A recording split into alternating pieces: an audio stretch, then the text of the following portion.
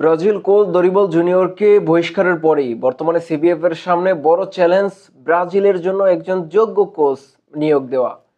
সেক্ষেত্রে কয়েকজনের নাম আসলেও কিন্তু তারা সম্ভাব্য, তারা যে ব্রাজিলের দায়িত্ব নেবেন এমন কোনো গ্যারান্টি নেই বা তারা এমনটা বলেননি এখনো পর্যন্ত। সেই তালিকায় রয়েছে কার্লো অ্যানচেলত্তির নাম, যিনি জানিয়ে দিয়েছেন তার সাথে ব্রাজিলের এখনো পর্যন্ত কোনো যোগাযোগ হয়নি। হয়তোবা এটা তার নিজের একটা পলিসি, কারণ যে কোনো কোচই কোনো দলের সাথে চুক্তিবদ্ধ বা চুক্তি থাকা অবস্থায় তিনি অন্য কারোর সাথে আলোচনা হলেও সেটা নিয়ে কথা বলবেন, এটাই স্বাভাবিক। তো সেক্ষেত্রে হয়তোবা কার্লো অ্যানচেলত্তি বলেছে যে ব্রাজিলের সাথে তার কোনো কথা হয়নি, তার সম্পূর্ণ ভাবনাই রিয়াল মাদ্রিদকে নিয়ে। তো তারপরে দ্বিতীয় ব্রাজিলের সম্ভাব্য যে কোচ বা আসার সম্ভাবনা রয়েছে সেখানে জোস জর্জ জেসুস জর্জ জেসুস, যিনি বর্তমানে সৌদি আরব ক্লাব আল হিলালের দায়িত্ব পালন করছেন। তাকে নিয়েও ব্রাজিলের অনেক বড় চাওয়া যে ব্রাজিলের হয়তোবা দায়িত্ব নেবেন এই জর্জ জেসুস। কিন্তু তার আসার সম্ভাবনা কতটুকু? এর আগে এক সূত্র থেকে জানা গেছে জর্জ জেসুস তিনি বলেছেন যে যেকোনো সময় ব্রাজিলের তিনি দায়িত্ব নিতে প্রস্তুত।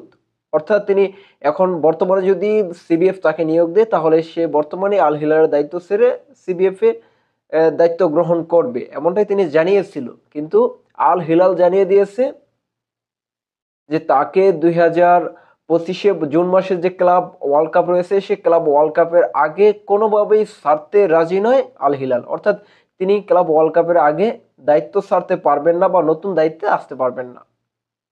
অন্যদিকে আরো দুইজন কোচের নাম এসেছে, সেখানে রয়েছে আবেল ফেরেরা এবং অন্যদিকে রয়েছে জোসে মরিনহো।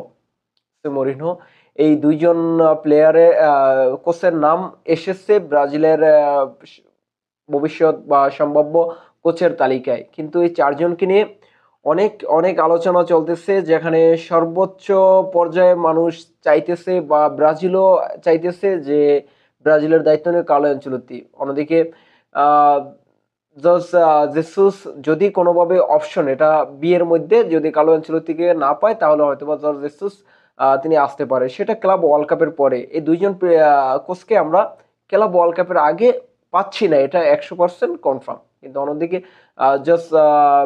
জোসে মরিনহো এবং আবেল ফেরেরা, তাদের দুইজনকে যে কোনো সময় যদি সিবিএফ নিয়োগ দেয় তাহলে তারা দায়িত্ব নিতে প্রস্তুত আছে। কিন্তু সিবিএফ এর প্রথম পছন্দ কার্লো অ্যানচেলত্তি। যদি কার্লো অ্যানচেলত্তিকে না পায় তাহলে জর্জ জেসুস। যদি জর্জ জেসুসকে না পায় পরবর্তীতে যে কেউ আসতে পারে। কিন্তু এর আগে আমরা দেখেছি যখন দরিবল জুনিয়রকে ব্রাজিলের দায়িত্ব দেওয়া হয় তার আগে কিন্তু দরিবল জুনিয়রের নামও তাদের সম্ভাব্য তালিকায় ছিল না, তারা নাকি নিয়ে আলোচনা হয়নি। পরবর্তীতে দেখা গেছে দরিবল জুনিয়র এসে গেছে। আর বর্তমানে সিবিএফ এর একটাই চাওয়া, সিবিএফ চাচ্ছে যে দেশীয় কোচ নিয়োগ না দিতে, অর্থাৎ দেশীয় কোচের উপর বর্তমানে আস্থা রাখতে তারা রাজি নয়, তারা বিদেশি কোচের উপর আস্থা রাখবে, এমনটাই জানিয়েছে সিবিএফ।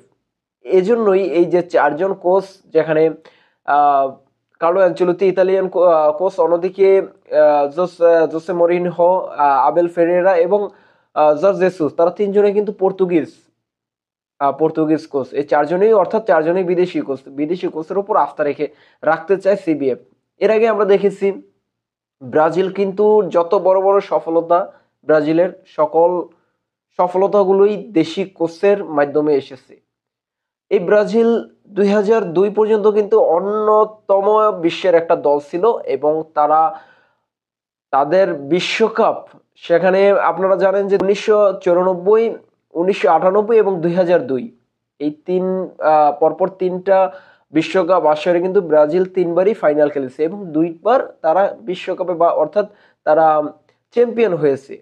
1994 এবং 1998 সালে ব্রাজিল ফ্রান্সের কাছে হেরেছে 3-0 গোলের ব্যবধানে, এবং কি 2002 সালে ব্রাজিল আবারও চ্যাম্পিয়ন হয়েছে। যদি 1998 সালে ম্যাচটা ব্রাজিল জিতে যেত তাহলে কিন্তু ব্রাজিল হ্যাটট্রিক চ্যাম্পিয়ন হতো, কিন্তু সেটা হয়নি। সেই ব্রাজিল, যেখানে ব্রাজিলের ফাইনালে যাওয়া সাধারণ ব্যাপার হয়ে দাঁড়িয়েছিল, কিন্তু সেই ব্রাজিল এখন বর্তমানে হয়তো কোয়ার্টার ফাইনাল সেমিফাইনাল এর আগেই ব্রাজিল বাদ পড়ে যাচ্ছে, বা বিশ্বকাপ আসরের মতো জায়গায় ব্রাজিল ভালো কোনো কিছু করতে পারতেছে না।